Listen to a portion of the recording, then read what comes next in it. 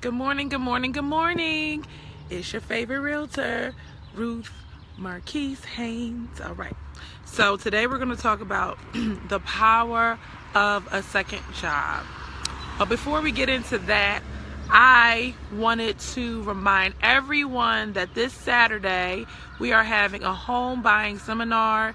It does not take that long. We start at 11. We'll have you out by 12:30.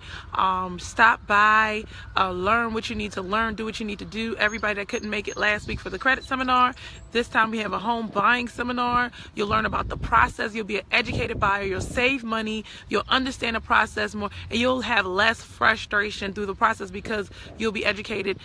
There is a world of a difference between my buyers that go to the seminar and the ones that just try to figure it out as they go, because you can't let everybody, you can't sit down, everybody explain the whole process 6 hours, like for each person. I'm sorry, I love you guys, but come on. So do your homework, do your due diligence. You get a free book when you come out. We have a $50 gift card, Visa card that we give out. So come on and let's get it done. We're gonna pack it this Saturday. I know you guys are ready to buy a house. You guys, it's busy. I know that people are out here saving their money. So let me talk about how to get some of this money, right? So I always talk about saving $5,000, but I don't want to stop it there. So when I say $5,000, it's going to be $5,000 to $8,000 to buy a house. Okay. Now, if you get seller's assist, it'll be $5,000 to $8,000. Without seller's assist, you probably will be paying. Think about it. You got to pay on a $100,000 house. You have to put down 3.5%, right? Just $100,000. I don't know where you're going to find this beautiful house for $100,000. Y'all know y'all like these houses, but none of them is less than $160,000, right? The beautiful ones. But yeah, you'll find something. But for $100,000, right? 3.5, that's $3,500 already for the down payment. Then you need another 6% for closing costs, right? So that's like already $9,500 plus. You got to get title insurance for $1,000. You got to get all these things done. Plus, you still have to pay $2,000 like in like home inspections and all these other things, right? So now we up to like what, $11,000. The seller helps you pay for that 6%, right? That 6%. But they don't have to, right? You have to have a good realtor to negotiate that for you. If you have a bad strategy, trust me, you're going to pay way more than that $5,000. You're going to be paying closer to that $11,000, right? $8,000, $11,000 automatic. But if you have a great realtor that can negotiate that for you, then the sellers don't mind giving you 6% seller's assist, especially if they had a good realtor on their end that already warned them that this could happen, right? So now they give you $6,000. You bring your $5,000. That's $11,000 together, right? Let's say you want to go to the county. That $5,000 is not just that. You got to pay for the extra money that in taxes that we didn't account for. So let's just say you would have paid $1,500 in Philadelphia. Now, thank you. Ruth is a great realtor. Thank you, Bill. Yes, and he's a great lender.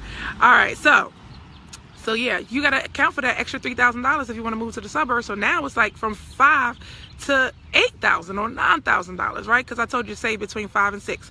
Now let me get to the point, y'all. How do we get this money? All right, so you can try to get a grant. You can try to do a lot of different things. You can get a gift. You can get a retirement. We're going to talk about all of that stuff. We're going to talk about grants soon, all that. All right, so the reason why you might want to get a second job, right, if you don't make that much money, feel like you want to make more and you want to qualify for more, then you might consider getting a second job. Now, I'm not saying the second job will count when you want to go buy your house, because let's just say you've been working somewhere for 2 years. You don't want to start the whole clock over and say, well, based on the money I make in 2 jobs, this is what I make. But what I'm saying is for people that can't save, or it's not that they can't save, it's just that they have so many bills that they have to just pay their bills and it's hard for them. I'm suggesting maybe you should get a second job so that you can at least save up this $5,000 to $8,000 that you're going to need, and it's going to put you in a better position when you go to buy your house. Because somebody with $10,000 in the bank has way more options than somebody with $5,000 in the bank. I'm just letting you know. All right. So if you have a second job already, just remember that you have to be working there for 2 full years if that's going to count. Okay, you can't be working at your main job part-time and then your part-time job full-time. Like, that gets a little tricky, right? But I'm just saying, if you have 2 jobs. They're not going to believe that you have 2 full-time jobs, but you have to have it for 2 years. All right, so that's that. Now, if you don't have a full-time job, if you don't have a second job, right, the reasons why you want to get one is, number one, it will help you save better. You can now set your budget based off of what's new that's going to come in, right? So now you can save the money that you need. You don't have to be like, so I run into so many people that qualify for a house, but they can't save the money. So they're like, last time I talked to them 6 months ago, you know, it's still, we only got 500 more, Rue. I'm like, oh man, we're a long way from 5,000, but I'll call you back, right? But yeah, so if you get a second job, then you don't have to worry about that. You just be like, look, these are my hours, and you know, just take the whole check and put it away. Take it, because you was living off of it without it anyway, right? So why not? Number 2, you can help eliminate some debt. A lot of you may have some like credit cards that you have already, and you have high balances on your credit cards. Take that second job, eliminate some of that debt so that you can qualify for more of a house. You're not going to qualify if you just, like, we have some ratios to follow. My lenders, thank you for everything that you do, right? They try to so hard to just try to, okay, if we do this and we do that, we do that. But most of all, if you just eliminate your debt, if you bring it down, all your credit card balances to like 10%, then you'll be able to, first of all, you'll be more comfortable when you buy your house, because you know you don't have like a huge credit card bill to pay, and your house expenses, and you have all this available credit in case anything goes wrong.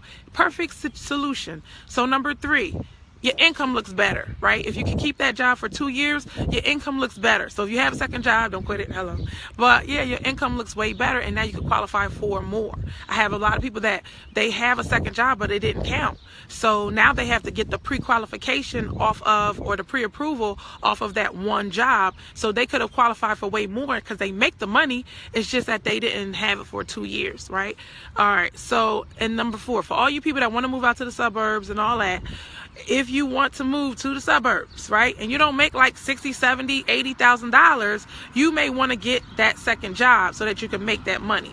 You know, there you go. That's it. That's how you would do it. That's how you would fix your credit and save that money. Now, here's some obstacles. Here's the reason why for so long I didn't want to get a second job. Like, I don't have 2 jobs right now, but I'm just saying, when I before, my thinking before was, what about my kids? I love my kids. I want to see my kids and all that. Listen, a lot of times, you know, you got to figure out how to make that quality time happen, moms. And you got to figure out, like, okay, I need 2 to 3 hours with my kids. You could be with your kids all day and then just not, you know, not mess with them until dinner time. Come on, y'all. Y'all know what I'm talking about, liking yourselves in the room, moms. Come on. I'm not the only one that ever did that, right? So what you can do is make sure you set aside time for your children. Make sure you schedule your time around your children. Make sure you have the best care possible, that you leave them in good hands. But it is for your children. If you buy a house, you are leaving it for your child, right? So you're doing something for them. So don't feel guilty and don't feel bad. Now, what about if you go to school at the same time? Like, you can get it done.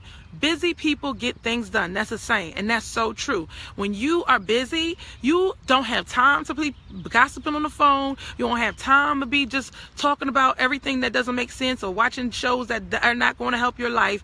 You get things done. You go to school, you go to work, you do whatever is necessary. As much as you feel you can handle, that's how much you can handle, right? So you just, honestly, you just lay it on and just see how it goes. And that's how you save the money that you need. You're not going to have to get a loan from somebody else. You're not going to have to wait for the grant process to just drop in your lap. Like, you can control your own destiny. You can own your own house with the power of a second job. So if it's for you, then it's for you. But if it's not for you, and you know that's not for you, that doesn't apply. I'm not a lawyer. I'm not an accountant. I'm just a realtor trying to help you get into a house. So I'll see you guys on the next video. And please don't forget about our seminar this Saturday. Don't miss it. You will regret it. Bye.